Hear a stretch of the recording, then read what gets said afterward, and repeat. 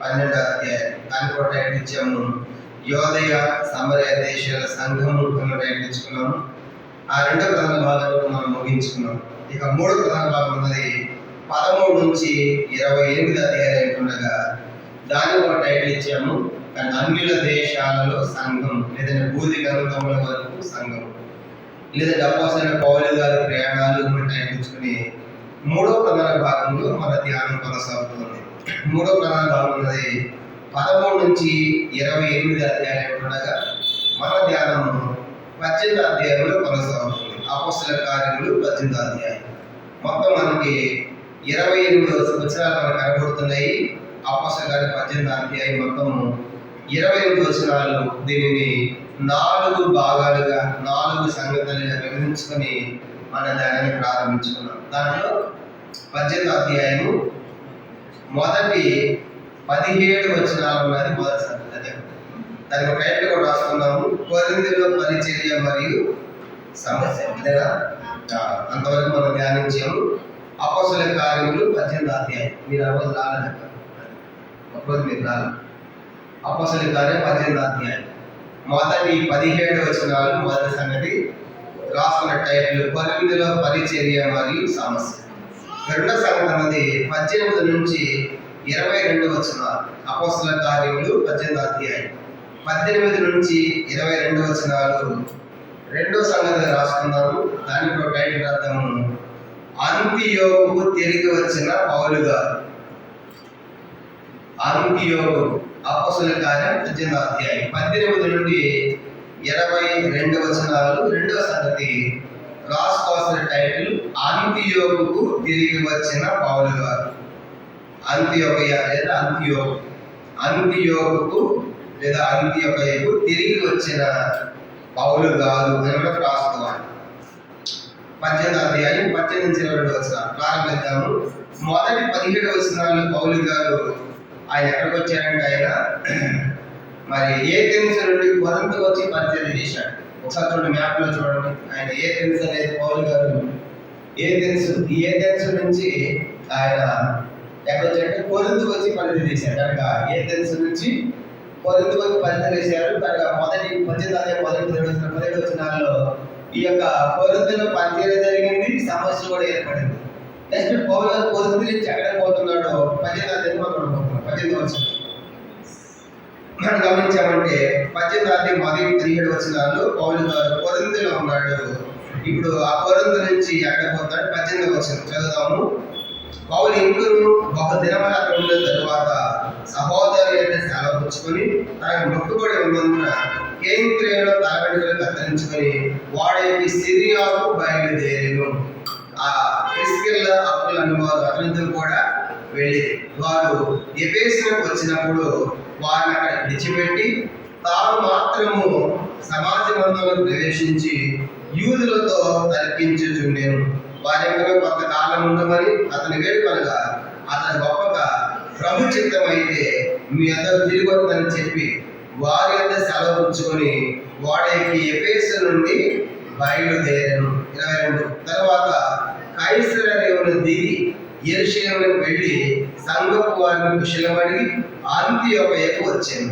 కాబట్టి పౌలు గారు మరి అనేక దినాలు కొరింథులో ఉన్న తర్వాత సహోదరులు సెలవు ఉంచుకొని తనకేదో మొక్కుబడి ఉన్నాడు. మొక్కుబడి ఉంటే కేంద్రీయంలో తల వెంట్రుకలు కత్తిరించుకోవాలని ఆయన మరి సిరియాకు వెళ్ళేటువంటి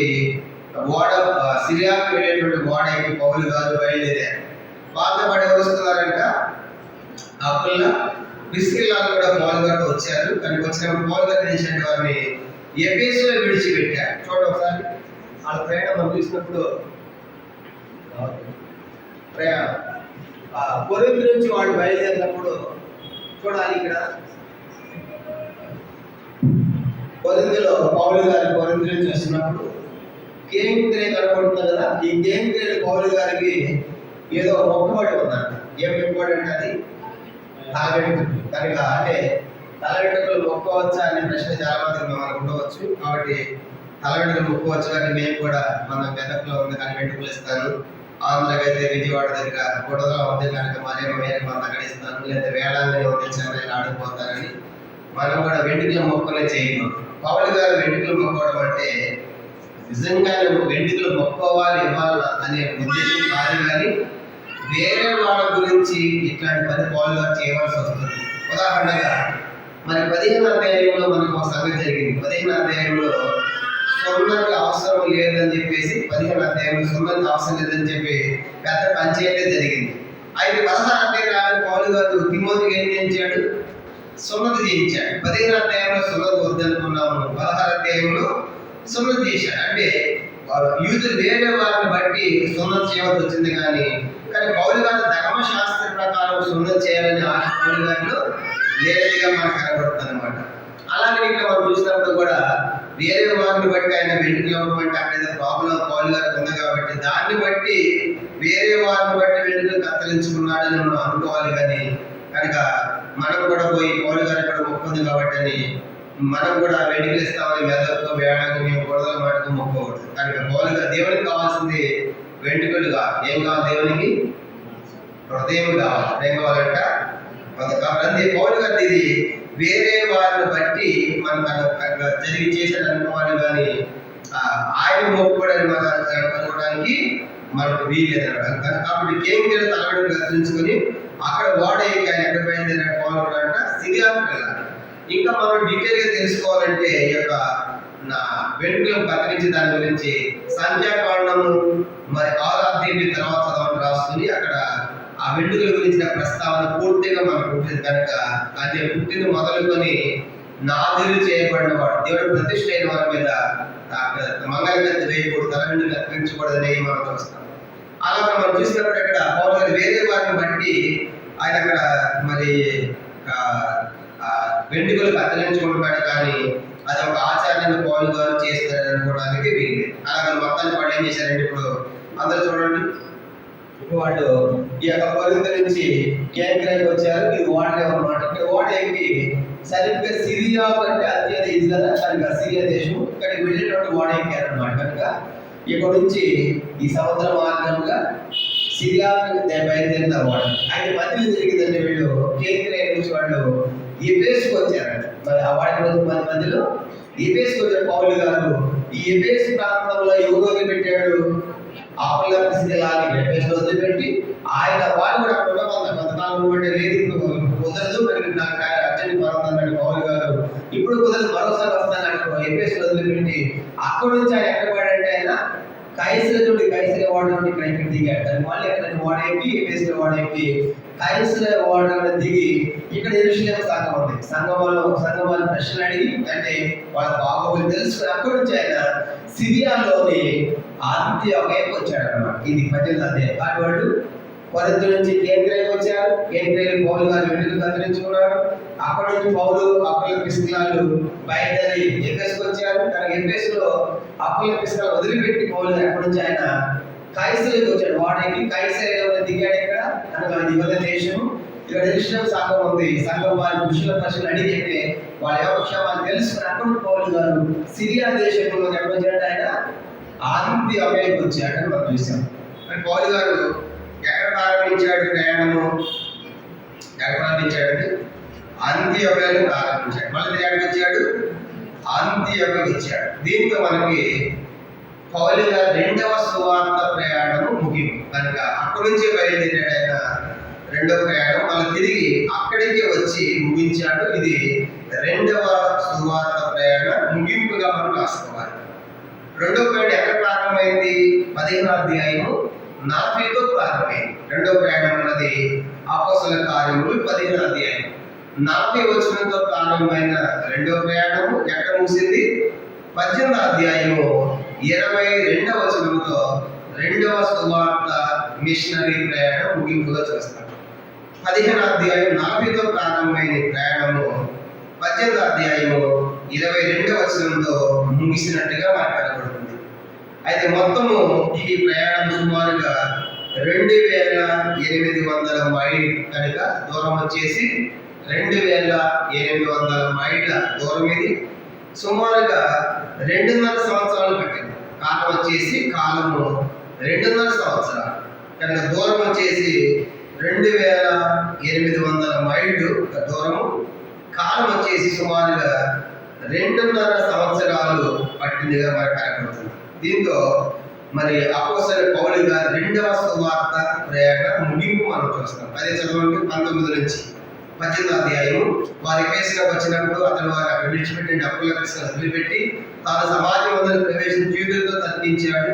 వారెప్పుడు కొంతకాలం నుండి వేడుకున్నారు ఎఫెసులో, కానీ ఎలియోకి అతను ఒప్పక దేవుని చిత్తమైతే మీ అందరూ తిరిగి వద్దని చెప్పి వారి సెలవు పుచ్చుకుని వాడేకి ఎఫెసు నుండి బయలుదేరి ఎక్కడ వచ్చాడు? 2వ వచనం. తర్వాత కైసరయ్యలో దిగి యెరూషలేము వెళ్ళాడు. అక్కడ సంఘంలో కొంచెం ఆలోచన, ప్రారంభ సంఘం కదా, అక్కడ వాళ్ళ బాగోగులు తెలుసుకుని అక్కడి నుంచి ఆయన సంఘం విషయం అడగంటే వాళ్ళ బాగోగులు తెలుసుకుని అంత్యోకి వచ్చాడు. అదే సిరియా దేశంలోని అంత్యోకి. దాంతో రెండవ సువార్త ప్రయాణ ముగింపు మనం చూస్తాం. ఇక అపోస్తలుల కార్యం 18వ అధ్యాయం. ఇది రెండో ప్రయాణం. మరి దూరం వచ్చేసి 2800 మైళ్ళు, కాలం వచ్చేసి సుమారుగా 2.5 సంవత్సరాల దాకా పట్టింది. ఇక అపోస్తలుల కార్యం 18వ అధ్యాయం 3వ సంగతి అన్నది రాసుకున్న 3వ సంగతి అన్నది 23వ వచనం ఒక్కటి మాత్రమే. 3వ సంగతి అన్నది 23వ వచనము ఒక్కటి మాత్రమే రాసుకుందాము. 23వ వచనం ఒక్కటి మాత్రమే. దానికి ఒక టైటిల్ రాద్దాము: పౌలు గారి 3వ సువార్త ప్రయాణ ప్రారంభం. 18వ అధ్యాయం 23వ వచనంతో పౌలు గారి 3వ సువార్త లేదా మిషనరీ సువార్త ప్రయాణ ప్రారంభం. మళ్ళీ ఎక్కడి నుంచి బయలుదేరుతాడు ఆయన? మళ్ళీ అంత్యోకి నుంచి. కానీ సార్ అంత్యోకి రావడం, యెరూషలేము పోయి అక్కడ బంధించబడి అక్కడి నుంచి రోమా చర్చకి వెళ్ళిపోతాడు అనమాట. ఇది 3వ ప్రయాణం. అపోస్తలుల కార్యం 18వ అధ్యాయం 23వ వచనం ఒక్కటి మాత్రమే 3వ సంగతి రాసుకోవాల్సిన టైటిల్: పౌలు గారి 3వ సువార్త ప్రయాణ ప్రారంభం అని రాసుకోవాలి. 23వ వచనం చదువుదాము. చదవండి. అక్కడ కొంతకాలం ఉన్న తరువాత బయలుదేరి వరుసగా గలతీయ ప్రాంతమందు, తుకియ ప్రాంతమందు సంచరించు శిష్యులందరినీ స్థిరపరచను. అక్కడ కొంతకాలం ఉన్న తర్వాత ఎక్కడ కొంతకాలం ఉన్నాడు?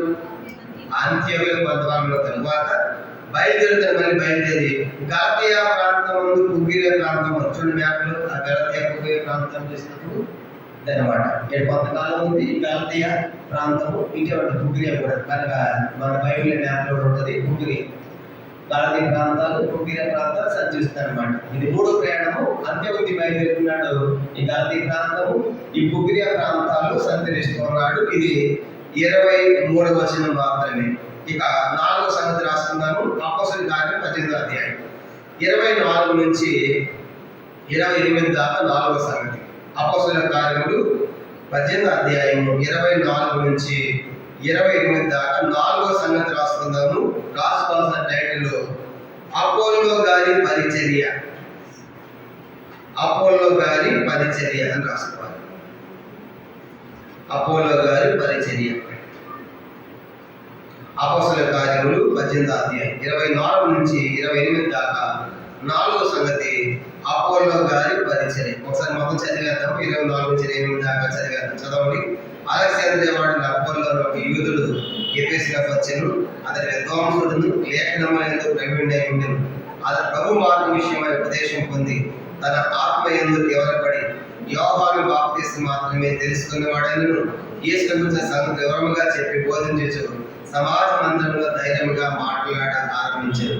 ప్రిస్కిల్లా అప్పుల విని అతనికి చేర్చుకొని దేవుని మార్గం మరి పూర్తిగా అతనికి విశదపరిచి తర్వాత అతను అకేలు బోధించినప్పుడు అతన్ని చేర్చుకున్న వాళ్ళని సహోదరులు ప్రోత్సాహపరచు అక్కడి శిష్యులకు రాసి అతను అక్కడికి వచ్చి కృప చేత విశ్వసించిన వారికి చాలా సహాయము చేశారు. యేసే క్రీస్తు అని లేఖముల ద్వారా అతడు దృష్టాంతపరిచి యూదుల వాదమును బహిరంగముగాను గట్టిగాను ఖండించుచు వచ్చాను.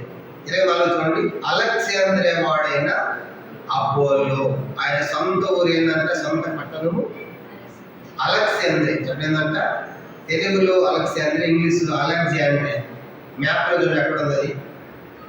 పౌలు గారు ఐగుప్తు పైన ఐగుప్తు పైన ఈ అలెగ్జాంద్రియ కనబడుతుంది కదా. ఈ అలెగ్జాంద్రియ ఎవరు పట్టణం? అది అపోలో గారి సొంత పట్టణము ఈ అలెగ్జాంద్రియ. ఇది ఐగుప్తు దేశంలో మనకు కనబడుతుంది. ఐగుప్తు దేశంలో అలెగ్జాంద్రియ అనేటువంటి పట్టణం చాలా ప్రాముఖ్యమైనది. రోమా సామ్రాజ్యంలో కాపుకి పెట్టుకోవాలి.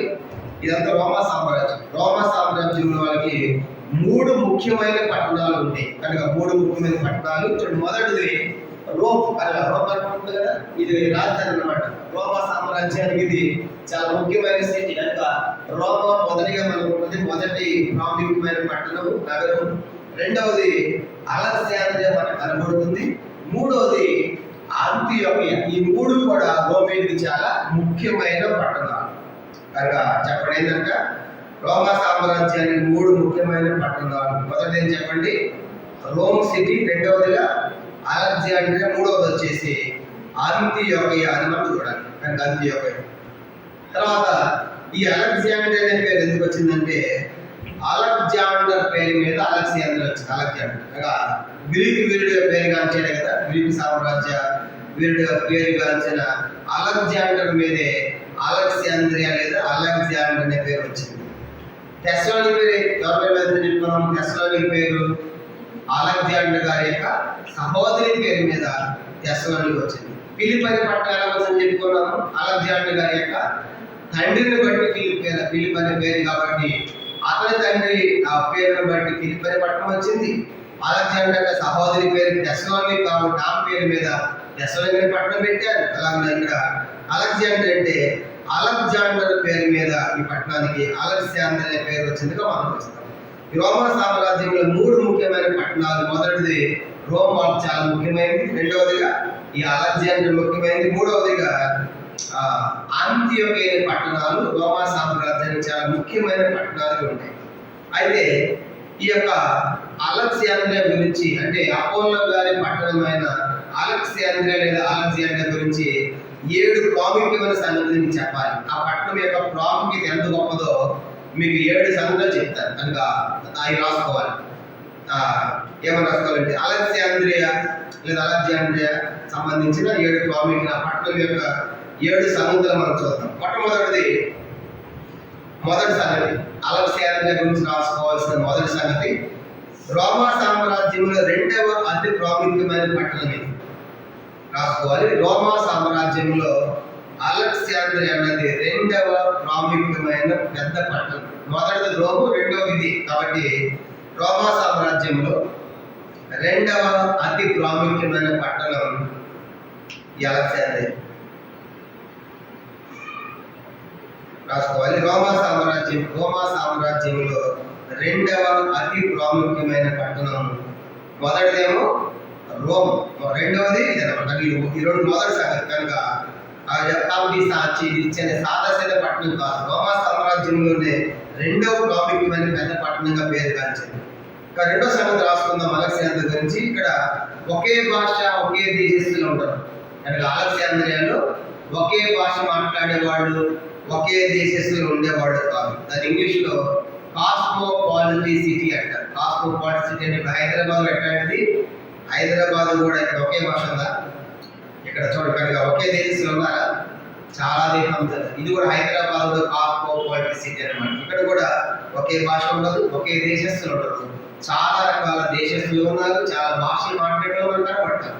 అట్లాంటిది అలెగ్జాండ్రియా కూడా. రెండోది రాస్తాం. రెండోది ఒకే భాష, ఒకే దేశస్తులు ఉంటారు. ఈ కాస్మోపాలిటీ సిటీ ఆఫ్ అలెగ్జాండ్రియా రెండోది. కనుక ఒకే భాష, ఒకే దేశస్తులు ఉంటారు అని రాసుకోవాలి. మూడవది, ఇక్కడ ముఖ్యంగా ఉండేటువంటి వాళ్ళు ఎవరంటే ఎక్కువగా ఐగుప్తీయులు ఉంటారు, ఐగుప్తు దేశం కాబట్టి. తర్వాత గ్రీకులు ఉండేవాళ్ళు, తర్వాత రోమీలు ఉండేవాళ్ళు. ఈ 3 తెగలు ఎక్కువగా నివసించేవాళ్ళు. అలెగ్జాండ్రియా ప్రాంతంలో మొదటి ఎక్కువగా ఐగుప్తీయులు ఉండేవాళ్ళు, గ్రీకులు ఉండేవాళ్ళు, రోమీలు ఎక్కువగా ఉండేవాళ్ళు. ఇది 3వ సంగతిగా రాసుకోవాలి. అలెగ్జాండ్రియా పట్టణంలో ఐగుప్తీయులు, తర్వాత గ్రీకులు, తర్వాత రోమీలు ప్రధానంగా, అంటే మెజారిటీ వాళ్ళు ఉండేవాళ్ళు, ఎక్కువగా ఉండేవాళ్ళు అన్నమాట అలెగ్జాండ్రియా. ఇది 3వ సంగతిగా రాసుకోవాలి.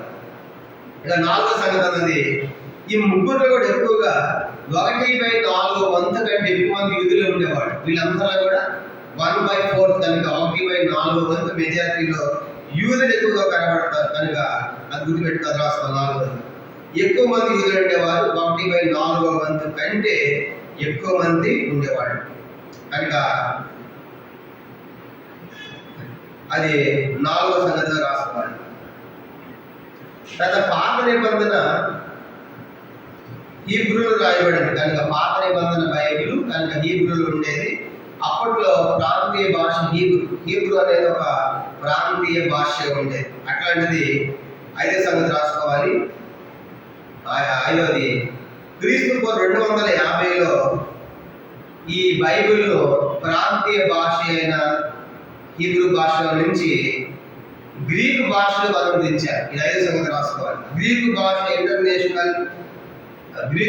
అయిన ఇంటర్నేషనల్ లాంగ్వేజ్ గ్రీకు భాషలోకి క్రీస్తు 250లో బైబిల్ రాయబడింది. ఇక్కడ ఈ పట్టణంలోనే, అలెగ్జాండ్రియా పట్టణంలోనే రాసుకోవాలి. గ్రీకు భాష ఇంటర్నేషనల్ లాంగ్వేజ్ భాషలోకి బైబిల్ అనువాదం జరిగింది. హీబ్రూ భాష నుంచి ఏ భాషలోకి? గ్రీకు భాషలోకి 250 క్రీస్తు పూర్వము 250లో సుమారుగా ఈ పట్టణంలోనే హీబ్రూలో ఉన్నటువంటి బైబిల్ ప్రపంచ భాష ఇంటర్నేషనల్ లాంగ్వేజ్ అది గ్రీక్ భాష, దాంట్లో అనువాదం జరిగింది ఈ పట్టణంలోనే. కాబట్టి ఈ పట్టణానికి ఉంది ఆధిక్యతలు ఉన్నాయి. ఐదో సంగతి, అప్పట్లో ప్రాంతీయ భాష హీబ్రూగా ఉండేది. బైబిల్ హీబ్రూలోనే ఉంది. అట్లాంటి హీబ్రూ ఉన్నటువంటి ప్రాంతీయ భాష ఉన్నటువంటి బైబిల్ అంతర్జాతీయ భాష గ్రీకు భాషలకు అనువాదం జరిగింది కూడా ఈ పట్టణంలోనే. క్రీస్తు పూర్వం 250లో సుమారుగా జరిగింది. ఇది ఐదవ సంగతిగా రాసుకోవాలి. అంటే బైబిల్లో చూడండి, మొదటి పేజీలో ఏమంటుంది? మొదటి పేజీలో ఇది ఆదిమ హీబ్రూ గ్రీకు భాషలో నుండి భాషాంతరము చేయబడి. అర్థమేంటి? మొట్టమొదటిది హీబ్రూ భాషలో ఉండే, ఆ తర్వాత గ్రీకు భాషలోకి వచ్చింది, ఆ తర్వాత ఇంగ్లీష్లోకి వచ్చి ఇక అన్ని భాషలకు వెళ్ళిపోయింది అనమాట. కానీ ప్రారంభంలో అది హీబ్రూ భాషలో ఉండేది. ఇది ఆదిమ హీబ్రూ గ్రీకు భాషలో నుండి భాషాంతరము చేయబడింది. కాబట్టి అందుకే బైబిల్లో మొదటి భాష ఒకటే భాష ఉండేది. ఆదికాండం 11వ అధ్యాయంలో గుర్తుపెట్టుకోవాలి. ఆదికాండం 11వ అధ్యాయంలో అందరూ కూడా ఒకే భాష మాట్లాడుతున్నారు. ఒకే భాష మాట్లాడితే ఏం కట్టగలుగుతున్నారు? వాళ్ళు ఎత్తైన గోపురం కట్టాలనుకున్నారు. ఏం సంపాదించుకోవడానికి? పేరు సంపాదించినప్పుడు దేవుడు ఇచ్చిన వాళ్ళ భాషలన్నీ కూడా తారుమారు. అంటే అప్పుడు భాషలు పుట్టాయి, చాలా భాషలు పుట్టాయి. ఆదికాండం 11వ అధ్యాయ భాషలు పుట్టిన తర్వాత మళ్ళీ ఒకే భాష మాట్లాడింది గ్రీక్. అలెగ్జాండర్ టైంలో గ్రీకు భాష దినాల్లో అందరూ నేర్చుకోవడం ప్రారంభించారు. కాబట్టి ఇప్పుడు ఏ భాష మాట్లాడినా గ్రీకు భాష నేర్చుకోవాలనుకోండి, అందరితో మాట్లాడచ్చు. అలాగా గ్రీకు భాష మొట్టమొదటి ఇంటర్నేషనల్ లాంగ్వేజ్ పేరు కావచ్చు. ఇప్పుడు ఇంటర్నేషనల్ లాంగ్వేజ్ అని చెప్పండి. ఇప్పుడేంటి ఇంటర్నేషనల్ లాంగ్వేజ్? ఇప్పుడు గ్రీక్ కాదు, ఏంటంటే ఇంగ్లీష్ అయితే అందరూ అన్ని దేశాలతో మాట్లాడుతున్నారు. అప్పట్లో ఇంగ్లీష్ లేదు కాబట్టి ఏముంది? గ్రీక్ భాష. అందుకే బైబిల్ హీబ్రూ భాష అటువంటి బైబిల్లో వెంటనే ఇంటర్నేషనల్ లాంగ్వేజ్గా గ్రీక్ భాష పేరుగాంచినప్పుడు ఈ యొక్క అలెగ్జాండర్ పట్టణంలో కొంతమంది మేధావులు పండితులు కలిసి ఈ బైబిల్ అందరిని అందాల ఉద్దేశంతో ఇమీడియట్లీ హీబ్రూ భాష అంటే ఒక యూదుగా మాట్లాడేవాడు. అది ప్రాంతీయ భాష. మన ప్రాంతీయ భాష ఏంటి? తెలుగు. ఆంధ్ర తెలంగాణలో తెలుగు మాట్లాడతారు. మిగతా ఒరిస్సా పోతే ఒడియా ఉంటుంది. కనుక ఎట్లా భాష ఉంది? ఇది ప్రాంతీయ భాష. అంటే ఒక హీబ్రూ భాష ఒక ప్రాంతీయ భాషగా ఉండేది. అట్లాంటిది అంటే వాళ్ళు మాత్రమే చదువుకున్నాడు బైబిల్. ఇప్పుడు ఏమైపోయింది? ఇంటర్నేషనల్ లాంగ్వేజ్ అంటే అందరూ చదవచ్చు. అలాగా ఆ యొక్క గ్రీకు సామ్రాజ్యం వేడి కలిగింది ఏంటంటే రవాణా విస్తరించింది. గ్రీక్ సామ్రాజ్యం విద్య విస్తరించేది. ఆ కాలం చేత ఏమైందంటే అద్భుతంగా ఈ భాషను కూడా 250లో హీబ్రూ అటువంటి బైబిల్లో మరి గ్రీకులకు మార్చారు. ఇది ఐదో సంగతి. ఈ పట్టణంలో ఏ పట్టణం ఇదంతా చెప్పే పట్టణము? అలెగ్జాండ్రియా. అంటే అపోలో సామాన్యుడు కాదు, ఎంత పెద్ద పట్టణంలో పుట్టాడంటే ఆయన ఎంత గొప్పవాడు చదువుకోవడం ఆయన గురించి. నెక్స్ట్ ఆరో సంగతి రాసుకోవాలి. ఆరోది ప్రఖ్యాతి గాంచిన లైబ్రరీ, ఫేమస్ లైబ్రరీ అక్కడే ఉంది. కనుక ఆ దినాల్లోనే ప్రఖ్యాతి గాంచిన ఫేమస్ లైబ్రరీ ఉన్న పట్టణం. సుమారుగా 2 లక్షల పైగా పుస్తకాలు అప్పట్లోనే ఉన్నాయి లైబ్రరీలో. 2 లక్షల పైగా అప్పట్లోనే ఉన్నాయంటే అది ఎంత పెద్ద లైబ్రరీ ఉండాలో ఆలోచించాలి. రాసుకోవాలి. అదే ప్రఖ్యాతి గాంచిన లైబ్రరీ అంటే ఫేమస్ లైబ్రరీ ఉన్నటువంటి పట్టణం అలెగ్జాండ్రియా. ఇది ఆరో. లైబ్రరీ ఎక్కువ ఉందంటే 2 లక్షల పుస్తకాలు ఉన్నాయంటే చదువుకున్న వాళ్ళు ఎక్కువ ఉంటారా తక్కువ ఉంటారా? ఎవరుంటారు? ఎక్కువ. బాగా చదువుకున్న వాళ్ళు ఎక్కువ. ఎక్కడ? అలెగ్జాండ్రియా. ఇది ఆరో. ఏడవది ఆఖరిది ఏంటంటే ఇది విద్యా కేంద్రం, విద్యా సంస్కృతి కేంద్రం ఉండేది. Cultural and educational centre of the world. ఆ దినాల్లో ఇది కల్చరల్ గా, తర్వాత ఎడ్యుకేషన్ పరంగా విద్యా కేంద్రంగా, సంస్కృతికి ప్రఖ్యాతి గాంచిందిగా మనకు కనబడుతుంది ఈ యొక్క అలెగ్జాండ్రియా. కాబట్టి మొత్తము 7 సంగతులు. మొదటిది రోమా సామ్రాజ్యములు అలెగ్జాండ్రియా పట్టణం రెండవ ప్రాముఖ్యమైన పెద్ద పట్టణం. రెండవ సంగతి వచ్చేసి ఇక్కడ ఒకే భాష, ఒకే దేశస్తులు ఉండరు, ఇది కాస్మోపాలిటన్ సిటీ. మూడోది వచ్చేసి గ్రీకులు ఎక్కువగా ఉండేవాడు, తర్వాత ఐగుప్తీయులు, గ్రీకులు, రోమిలు ప్రధానంగా ఉండేవాడు మూడోది. నాలుగోది వచ్చి వాళ్ళు ఎక్కువ మంది, 1/4 మంది యూదులు ఎక్కువగా ఉండేవాడు. ఐదవదిగా గ్రీకు భాషలోనికి ప్రాంతీయ భాష అయిన హీబ్రూ భాష నుంచి అంతర్జాతీయ భాష అయిన గ్రీకు భాషలోకి బైబిల్ అనువాదం జరిగింది సుమారు క్రీస్తు పూర్వం 250 ఈ పట్టణంలోనే. ఆరవది ప్రఖ్యాతి కలిసిన లైబ్రరీ ఉన్నటువంటి పట్టణం. ఏడవది కల్చరల్ అండ్ ఎడ్యుకేషన్ అంటే విద్యకు, సంస్కృతికి కేంద్రంగా ప్రఖ్యాతి గాంచింది ఏ పట్టణం అంటే ఇది అలెగ్జాండ్రియా. అట్లాంటి పట్టణంలో పుట్టాడు. ఎవరైనా చెప్పండి, ఎవరైనా అపోలో చదవండి. అపోస్తలుల 18 ఇవన్నీ మనసులో పెట్టుకుని ఆయన ముందు మనం అపోస్తలుల కార్యం 18 అలెగ్జాండ్రియా వాడిన అపోలోను ఒక యూదుడు ఎఫెసులో వచ్చును, అతడు విద్వాంసుడు, లేఖనముల యందు ప్రవీణుడునై ఉండేది కనుక విద్వాంసుడు అంటే కనుక ఈ వెల్ ఎడ్యుకేటెడ్ పర్సన్, బాగా చదువుకున్నవాడు. కాబట్టి ఇప్పుడు అపోలో గురించి ఒక 12 సంగతులు మీకు జ్ఞాపకం చేస్తాను. అదే ఇప్పుడు ఈ వచనాలలో ఉంటాయన్నీ కూడా, కనుక అది చూసి మనం ముగిద్దాం ఈరోజు. అపోలో గురించిన 12 సంగతులు మనం రాసుకుందాము. ఇప్పుడు అపోలో పట్టణం చూసాం, ఆయన పట్టణం ఎంత గొప్పదో చూసాం. ఇప్పుడు అపోలో గొప్పదని మనం చూద్దాం. అపోలో గురించి రాసుకోవాల్సిన 12 సంగతులు మనం చూద్దాం. అపోలో అంటే అర్థము నాశనము చేయవాడు, డెస్ట్రాయర్. అపోలో అంటే అర్థము నాశనము చేయవాడు, అది అపోలో అంటే అర్థం. అపోలో అంటే అర్థము నాశనము చేయవాడు అని రాసుకోవాలి. అపోలో అంటే నాశనం చేయడు. మొదటి ఆయన గురించి రాసుకున్న మొదటి సంగతి ఏ యంగ్ మ్యాన్, యవనస్తుడు. మొదటిది ఆయన యవనస్తుడు, ఏ యంగ్ మ్యాన్, యవనస్తుడు అని రాసుకోవాలి. రెండవది విద్వాంసుడు, ఏ వెల్ ఎడ్యుకేటెడ్ మ్యాన్. రెండవదిగా విద్వాంసుడు. మొదటిది యవనస్తుడు, రెండవదిగా విద్వాంసుడు, ఏ వెల్ ఎడ్యుకేటెడ్ మ్యాన్, విద్వాంసుడు. మూడవదిగా యవ్వన బోధకుడు, యవ్వన కాలంలోనే ఆయన బోధ మొదలుపెట్టాడు. యవ్వన బోధకుడు, ఏ యంగ్ టీచర్, యంగ్ టీచర్ అని రాసుకోవాలి. అంటే యవ్వన కాలం బాగా చదువుకుని ఆయన బోధ ప్రారంభించాడు. బాగా చదువుకుంటేనే వాక్యం చెప్పవచ్చా, మరి చదువుగా వాక్యం చెప్పకూడదని ప్రశ్న మీకు రావచ్చు. బాగా చదువుకుంటే తప్పు లేకుండా చెప్తారు. నేను నా మాట పేతురు రాసిన 2వ పత్రిక చూడండి. అందుకే బాగా చదువుకున్న వాళ్ళు వాక్య లేఖనాలు పొరబడ్డారు. 2వ పేతురు పత్రిక 3వ అధ్యాయం, 2వ పేతురు పత్రిక 3వ అధ్యాయము 15-16 వచనాలు చదువుతాము. 2వ పేతురు పత్రిక 2వ పేతురు పత్రిక 3వ అధ్యాయం 16 2వ పేతురు 3:16 చూడండి. వీటిని గురించి తన పత్రికలన్నింటినీ బోధించున్నాడు, అయితే వాటిలో కొన్ని సంగతులు గ్రహించడం కష్టమైన చదవన్నారు. వీటిని విద్యున్నట్టు చదువులేని వారు, ఆస్తులైన వారు, తక్కిన లేఖలను అపార్థము చేయనట్లు తమ స్వకీయ నాశనము అపార్థము చేయదు. కనుక విద్యులు అంటే చదువులేని వారు ఒకసారి అపార్థం చేసే అవకాశం ఉంది. అందుకే చదువుకుంటే చక్కగా బోధించగలం. కనుక చదువులేకపోయిన వారి ప్రభు శిష్యులందరూ కూడా చదువులే చేపట్టేవాడు అంటే దేవుడు ఆత్మలో నేర్పించాడు. కనుక పరిశుద్ధం నేర్పిస్తాడు అని చెప్పేసి మనం చదువు మానకూడదు. కనుక దేవుడు నేర్పిస్తాడు, మనం కూడా బాగా కష్టపడి మనం బాగా చదవాలి. అంటే మూడవది ఇతను యవ్వన బోధకుడు అని రాసుకోవాలి, యవ్వన బోధకుడు. నాలుగవది ఏ స్కాలర్, పండితుడు. కనుక బాగా పండితుడు, బాగా చదువుకున్నవాడు. నాలుగవది ఇతడు పండితుడు అని రాసుకోవాలి. ఇంగ్లీష్లో ఏ స్కాలర్ అంటే పండితుడు. ఐదవది నరేటర్, తెలుగులో మంచి ప్రసంగీకుడు లేదా వక్త, బాగా మాట్లాడగలడు అని రాసుకోవాలి. ఐదవది మంచి ప్రసంగీకుడు లేదా వక్త లేదా బాగా మాట్లాడగలవాడు. మంచి ప్రసంగీకుడు, వక్త లేదా బాగా మాట్లాడగల సామర్థ్యమైనటువంటి ఐదు. ఆరోది వచ్చేసి డిబేటర్ అంటే డిబేట్ చేస్తాడు, చర్చలు బాగా చేసేవాడు. తెలుగులో చర్చలు బాగా చేసేవాడు, బాగా చేయాలి. ఇప్పుడు అక్కడ డిబేట్ చేయాలంటే చాలా మంది డిబేట్ అంటే మీ దేవుడు గొప్ప మా దేవుడు గొప్ప తీసుకున్నారంటే చూడండి, అట్లాంటి చర్చలు బాగా చేయగలడు, అంటే బాగా చదువుకున్నాడు. ఆరోది చర్చలు బాగా చేయగలడు. చదువునంత మాత్రం దేవుని యొక్క వాక్యము చెప్తే అది ఫలించదు.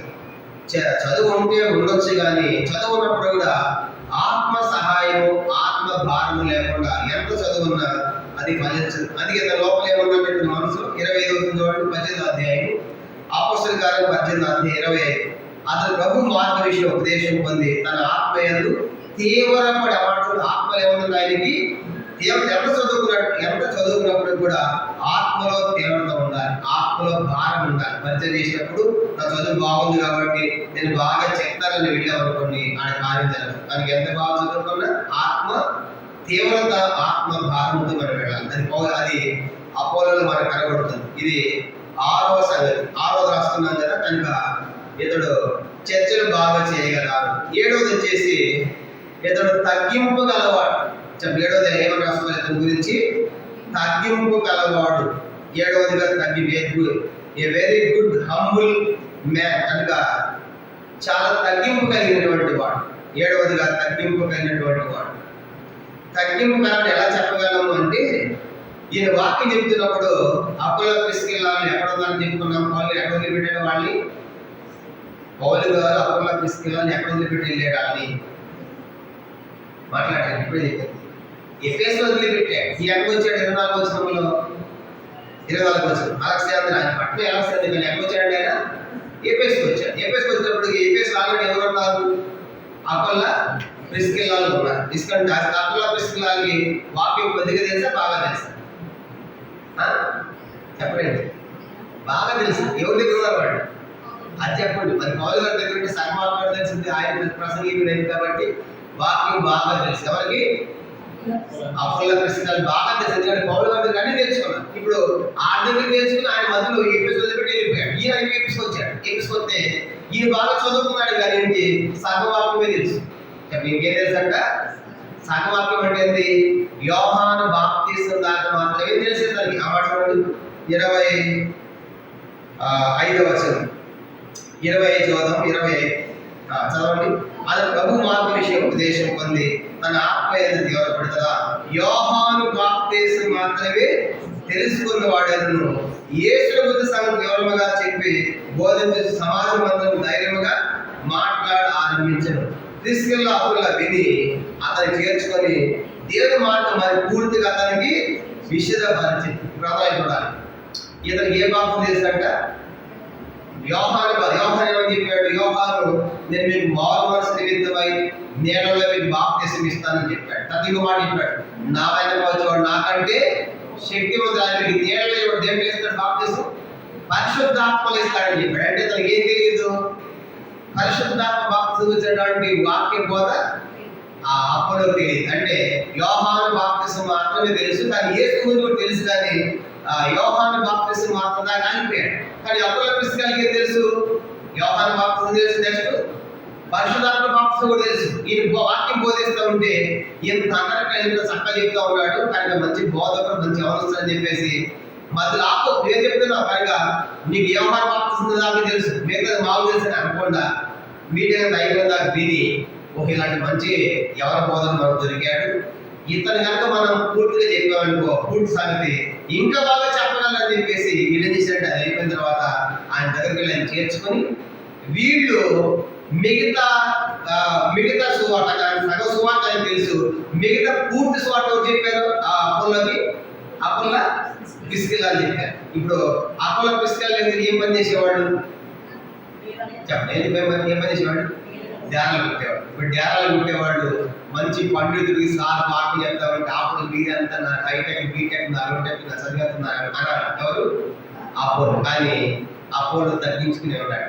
మరి నిజంగా నాకు ఎంత చదువు ఉన్నా నాకు సగవరికి తెలుసు, యోహాను బాప్తిసం తెలుసు, కానీ వాడి పౌలు గారి దగ్గర ఉన్న వాళ్ళు ఇంకా చదువుకోకపోయినా పనిచేసేవాళ్ళైనా వారు పూర్తిగా తెలుసు. ఇది కూడా మనం అర్థం చేసుకోవాలంటే మరి ఎంత చదువుకున్నా మన తెలియని సంగతులు తెలిసిన వాళ్ళు నేర్చుకోవడానికి ఏమాత్రం మనం సిగ్గుపడకూడదు, తగ్గించుకోవడానికి ఏమాత్రం వెనకంటే బైక్. దీన్ని బట్టి అపోలో తగ్గిపోయిందంటే అదే జ్ఞానాలు పుట్టే వాళ్ళు మీరు నాకు చెప్పలేదు అని అనకుండా వాళ్ళు చెప్తాను చక్కగా విని నేర్చుకుని పరిచర్య చేశారు. దీన్ని బట్టి మనకి అపోలో ఎంత చదువుకున్నా ఒక సామాన్యమైనటువంటి జ్ఞానాలు పుట్టేవాళ్ళు అయ్యా నీకు చెప్పింది బాగుంది కనుక మంచి స్వార్థ చెప్తున్నా కానీ నీకు పూర్తి స్వార్థ తెలియలేదు కనుక యోహాను బాప్తిస్మే కాదు, యోహాను చెప్పినట్టు యేసు వచ్చాడు కనుక వచ్చాడు కనుక ఆయన చెప్పిన బాప్తిస్మ బాప్తిస్మని చెప్పగానే వాళ్ళ సముద్రం విన్నాడంటే ఏడవది ఇతను చాలా తగ్గింపు కలిగిన వాడు. అంటే ఇతనంటే చదువు లేని వారు అంటే చదువు తక్కువ ఉన్నటువంటి వారు చెప్పిన మీరే మనసు ఎవరిని చెప్పండి అపోలో. అందుకే తగ్గింపు ఏడవది. 8వ రాసుకుందాం. 8వ పాయింట్ వచ్చేసి వ్యతిరేక 4 భాషలు మాట్లాడతారు. అపోలో 4 భాషలు మాట్లాడతారు. ఒకటి ఇతరు కాప్టిక్ అంటే ఐగుప్తు భాష కాప్టిక్ అని పిలుస్తారు. ఇది ఐగుప్తు భాష వచ్చి కాప్టిక్, ఎందుకంటే ఎక్కడ పుట్టాడు అది ఐగుప్తే కదా, ఆలస్యపట్నం ఐగుప్తు భాష వచ్చి ఆయనకు. రెండవది గ్రీకు భాష కూడా వచ్చు, ఇంటర్నేషనల్ లాంగ్వేజ్ బాగా చదువుకున్నాడు. రెండవది గ్రీకు భాష వచ్చు. మూడవది హీబ్రూ, కానీ హీబ్రూ భాష కూడా వచ్చు, అది ప్రాంతీయ భాష. నాలుగవది అరామిక్ వచ్చు, అరామిక్. మొత్తం అపోలో ఎన్ని భాషలు మాట్లాడతాడు? 4 భాషలు. మొదటిది ఐగుప్తు భాష, దాన్ని కాప్టిక్ అంటారు. ఐగుప్తు భాష కాప్టిక్ కనుక ఐగుప్తు భాష, ఎందుకంటే సొంత ప్రాంతంలో అక్కడ ఐగుప్తులో పుట్టాడుగా ఐగుప్తు భాష వచ్చు. తర్వాత ప్రాంతీయ భాష అక్కడ ఏంటి హీబ్రూ, అది వచ్చు. తర్వాత ఇంటర్నేషనల్ లాంగ్వేజ్ ఏంటి గ్రీక్, అది వచ్చు. నెక్స్ట్ అరామిక్ కూడా వచ్చు, అరామిక్ అనే భాష కూడా వచ్చు. కానీ మొత్తము ఎన్ని భాషలు నేర్చుకున్నాడు ఆయన? 4 భాషలు. గవర్నర్స్లు కూడా మీకు ఎన్ని భాషలు నేర్చుకోవాలి? విలియం కేరీ కూడా 18 ఏదో ఒక భాష నేర్చుకున్నాడు. విలియం కేరీ అన్ని భాషలు నేర్చుకుని దాన్ని బైబిల్ తర్జుమా చేసి కనుక ఎన్ని భాషలు నేర్చుకుంటే అంత గొప్ప సేవ మనము చేయగలం. కనుక అందుకే చదువుకుని ఎవరి పిల్లలు బాగా చదువుకోవాలి, కనుక అన్ని భాషలు నేర్చుకోవడం మనం ట్రై చేయాలి. ఇప్పుడు మీకు మంచి టైం కనుక అసలు మీకు ఏ టెన్షన్ కూడా లేదు, ఏ గురించి ఆలోచన ఉండదు. కాబట్టి చదువు మీద మనసు పెట్టి బాగా చదవాలి. కనుక ఎంత బాగా చదివితే అంత గొప్ప పరిచయం చేయడానికి నిర్మాణంలో అనేక ప్రాంతాలు వాడుకుంటాడు. అంటే ఇతడు 4 భాషలు వచ్చు కనుక ఐగుప్తు భాష కాప్టిక్ వచ్చు, గ్రీక్ వచ్చు, తర్వాత హీబ్రూ వచ్చు, తర్వాత అరామిక్ వచ్చు. ఈ 4 భాషలు యేసు మాట్లాడే భాష ఏంటి చెప్పండి? తెచ్చగలరా? యేసు ద్వారా భూమి మీద మాట్లాడే భాష ఏంటి? అరామిక్. ఏం భాష చెప్పండి? అరామిక్. యేసు ద్వారా అరామిక్ భాషని మాట్లాడాడు కనుక ఉన్న కాలంలో అరామిక్. ఆ అరామిక్ భాష కూడా ఈ యొక్క అపోలోకి వచ్చు కనుక ఇది 8వ సంవత్సరం రాసుకోవాలి. అందుకే ఇన్ని భాషలు కాదు అటు నుంచి ఏమని రాయబడింది? లేఖనాల్లో ప్రవీణుడు అంటే చూడ మాట 24 వచ్చింది. అతను విద్వాంసుడు లేఖనములు ఎందు ప్రవీణుడు అయి ఉండేను అని మనం చూస్తాం. 18. ఇక 9వది వచ్చేసి రాసుకోవాలి. 9వది 4 భాషలు వచ్చి 9వది ఇతడు లేఖనాల్లో ప్రవీణత కలిగిన వాడు. లేఖనాలలో ప్రవీణత కలిగిన వాడు. భాషలే కాదు కనుక లేఖనాలు కూడా బాగా తెలిసాయి. ధర్మశాస్త్రం, లేఖనాలు ధర్మశాస్త్రం, మోషే ధర్మశాస్త్రం కూడా బాగా తెలిసింది కనుక మోషే ధర్మశాస్త్రం. అందుకే లేఖనాలలో చదువు ప్లస్ వాక్యం 2 ఉంటాయి. చదువు ఉండాలి, మనకి వాక్యం కూడా ఉండాలి. బాగా చదువుకోవాలి కనుక లోకంలో భాషలు నేర్చుకోవాలి, బైబిల్ కూడా బాగా నేర్చుకోవాలి. వాక్యం చదువు ప్లస్ వాక్యం 2 ఉండాలి. అపోలో 2 ఉంది, చదువు ఉంది, వాక్యం కూడా. అంటే లేఖనాల ప్రవీణుడు అంటే యజ్రాగ్రంథం ఏమన్నా? యజ్రాగ్రంథం 7వ అధ్యాయం చూడండి ఒక మాట. 7వ అధ్యాయం 6వ వచనంలో యజ్రా కూడా లేఖనాల్లో ప్రవీణత కలిగిన శాస్త్రి అంట. యజ్రాగ్రంథం 7వ అధ్యాయం 6వ వచనం. యజ్రా 7వ. ఈ యజ్రా ఇశ్రాయేలు యెహోవా గురించిన ఈ మోషే ధర్మశాస్త్రమందు ప్రవీణత గల శాస్త్రి. యజ్రా దేంట్లో ప్రవీణుడు అంట? మోషే ధర్మశాస్త్రం ప్రవీణుడు. అర్థమైందా? కనుక మోషే ధర్మశాస్త్రం ప్రవీణుడు బాగా చదువుకున్నాడు. మోషే ధర్మశాస్త్రం కానీ మనం కూడా అట్లా మనం ప్రవీణుడు ఉండాలి. మోషే దేంట్లో ప్రవీణుడు చెప్పండి? ఐగుప్తు యొక్క సకల అపోస్తల 7వ అధ్యాయం మోషే గురించి కూడా ఐగుప్తు యొక్క సకల విద్యా శాస్త్ర ప్రవీణుడు. 7:22 అపోస్తల కార్యములు 7వ అధ్యాయం మనం గమనించామంటే 22 అపోస్తలు 7:22 మోషే ఐగుప్తుల సకల విద్యలను అభ్యసించి మాటలు ఎదురు కార్యములు ప్రవీణుడై ఉంటాయి కాబట్టి అతను కూడా ప్రవీణుడు కనుక ఐగుప్తు యొక్క ఆయనకి వచ్చాక సకల విద్యలు అన్ని తెచ్చుకున్నాడు. ఐగుప్తు విద్యలు అన్నీ మాట్లాడతాడు, తర్వాత అభ్యసించాడు, మాటలు కార్యాలు ప్రవీణుడు. కానీ అలా మనం కూడా అట్లా చదవాలి. 9వదిగా లేఖనాలు ఇతడు ప్రవీణుడు కలిగిన వాడు. ఇది 9వ రాసుకున్నాం. 10వ వచ్చేసి ఆత్మలో తీవ్రత ఉండాలి. ఎంత చదువుకున్న సేవ చేయాలంటే నా చదువు బాగుంది కాబట్టి నేను వాక్యం చెప్తే అందరూ నమ్ముతారు దేవుడు అనుకోకూడదు. కానీ చదువు ద్వారా దేవుడు కార్యాలు చేయాలి. కనుక చదువు ఉండాలి, దాని లోపల ఆత్మలో భారం ఉండాలి, ఆత్మలో తీవ్రత ఉండాలి. అదే అపొస్తలుల 18వ అధ్యాయంలో చదువుతాము. 24, 25 రాయబడింది కదా. 25 ఆత్మ ఎందుకు తీవ్రపడి అంటే ఎంత చదువుకున్నా ఆత్మలో తీవ్రత భారం మీద పెట్టి పరిచర్య మనము చేయాలి. ఇది 10వ సంగతి. ఇంకా 11వ సంగతి రాసుకున్నామంటే ఇతను సహాయం చేశాడు. 18వ అధ్యాయం 27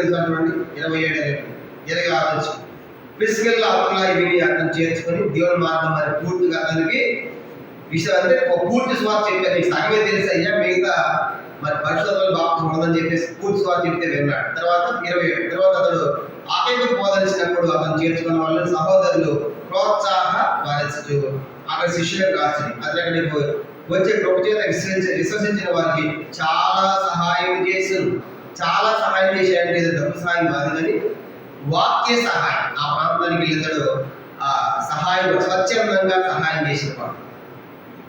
మంచి క్రైస్తవ లీడర్గా మనకు కనబడతాడు. క్రిస్టియన్ లీడర్, గొప్ప నాయకుడు కనుక మంచి వాక్యం చెప్పి వాక్య సహాయం అందించినవాడు, వాక్య సహాయాన్ని కూడా అందించినవాడు. అది 11వ రాష్ట్రం వాక్య సహాయం కూడా చేసిన వాడు అపోలో. ఆఖరి 12వ చదువుతాము. 12వ సంగతి అపొస్తలుల కార్యం 18వ అధ్యాయం 28 యేసు క్రీస్తు అనే లేఖనముల ద్వారా అతడు దృష్టాంతపరిచి యూదుల వాదమును బహిరంగముగాను పెట్టగానే ఖండించు వచ్చింది. కనుక యేసు క్రీస్తు అనే లేఖనములు అంటే యేసు క్రీస్తు వార్త చెప్పే విషయంలో క్రైస్తవుల పక్షంగా నిలబడ్డాడు. క్రైస్తవ వాద పక్షంగా నిలబడి యేసు క్రీస్తు అంటే నమ్మాల్సినది క్రైస్తవ వాద పక్షంగా నమ్మాడు. ఆనాడు యూదులు యేసు నమ్మలేదు, కానీ ఈయన గమనించబడితే ఇతడు యూదుడై ఉండి కనుక యూదుల పక్షంగా నిలబడ్డాడు. పక్షంగా నిలబడ్డాడంటే యూదుడై ఉండి క్రైస్తవుల పక్షంగా నిలబడి యేసు క్రీస్తు అది వాస్తవ స్వార్థ అని చెప్పేసి ఏ పవర్ఫుల్ జ్యూయిష్ క్రిస్టియన్ కనుక మంచి శక్తివంతమైన యోధ క్రైస్తవుగా మనకు కనబడ్డాడు. యూదులే కానీ క్రైస్తవులు స్వీకరించాడు కాబట్టి యూదుల పక్షంగా ఎవరి పక్షంగా అయినా క్రైస్తవుల పక్షంగా యేసు క్రీస్తు అని క్రైస్తవ వాద పక్షంగా నిలబడిన వాడు అపోలో. ఇది 12వ సంగతి. ఒక యూదుడై ఉండి యూదుల్లాగా తిరస్కరించలేదు క్రీస్తును కనుక క్రైస్తవాద పక్షం నిలబడ్డాడు. మనం చూడాలి. ఇవన్నీ కూడా ఆయన అపోలోలో చాలా టాలెంట్స్. దీన్ని బట్టి చదవండి. దీన్ని బట్టి అపోలో బాగా చదువు తక్కువ వాడు ఎక్కువ వాడు చెప్పండి. అపోలో చదువు ఎక్కువ తక్కువ చాలా ఎక్కువ. అయితే ఒకసారి అపోలో కొరింథీ సంఘానికి వెళ్ళి సేవ చేశాడు. కొరింథీ సంఘానికి వెళ్ళిపోగానే మనమంతా చేత అపోలో మళ్ళీ అంటారు. అపోలో ఫ్యాన్స్గా ఉంటారు. మొదటి కొరింథీ పత్రిక 1వ అధ్యాయం 1వ కొరింథీ పత్రిక 1వ అధ్యాయం. మనకి ఎన్ని తలాంతులు ఉన్న ప్రజలను మన తట్టు తిప్పకూడదు. మన ప్రజలు మన తట్టు తిప్పకూడదు, దేవుని తట్టు తిప్పాలి. 1వ కొరింథీ పత్రిక 1వ అధ్యాయం 12, 11 వచనాలు. 1వ కొరింథీ పత్రిక 1వ అధ్యాయం 12 చూడండి. మీలో ఒకటి నేను పౌలు వాడను, ఒకటి నేను అపోలో వాడను, మరి ఒకటి నేను కేఫా వాడను, ఇంకొక క్రీస్తు వాడని చెప్పుకొని చూడాలి. నా తాత పౌలు గారు చెప్పారు. పౌలు గారు కొరింథీ సంఘంలో అపోలో వాక్యం చెప్తే ఆయన ఒక టీం ఉంది. తర్వాత పౌలు గారికి ఒక టీం ఉంది. కేఫా అంటే పేతురు లేకపోతే ఆయన ఒక టీం ఉంది. అర్థమైపోయింది. కాబట్టి ఇప్పుడు 4 టీంలు ఉంటాయి కొరింథీ సంఘంలో. ఇప్పుడు పౌలు గారికి మేమంతా అపోలో ఫ్యాన్స్ అంటున్నాను.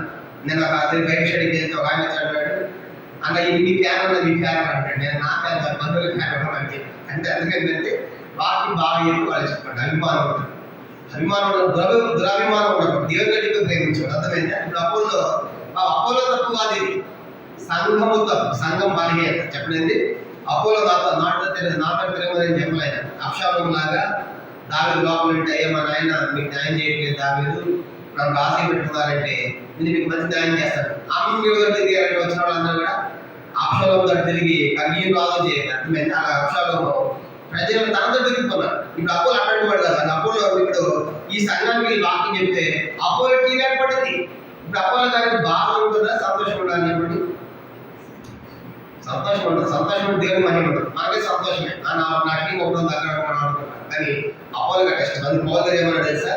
మీరు అపోలో ఎవడు పౌలుడు తీసుకెవడు వీళ్ళు మీకోసం రక్తం వచ్చేదా? మీకోసం 13 చదవండి. 13 మొదలు 1:13 క్రీస్తు యోజనపడి ఉన్నాడు, పౌలు మీరు మాకు సిలువబడ్డా, పౌలు మీరు బాప్తిసం పొందిందిరా అని చెప్పేసి వాళ్ళు గద్దించాడు అన్నమాట. గద్దించి మొదటి కొరింథీ పత్రిక 3వ అధ్యాయం 3-9 వచనాలు. మొదటి కొరింథీ పత్రిక 3వ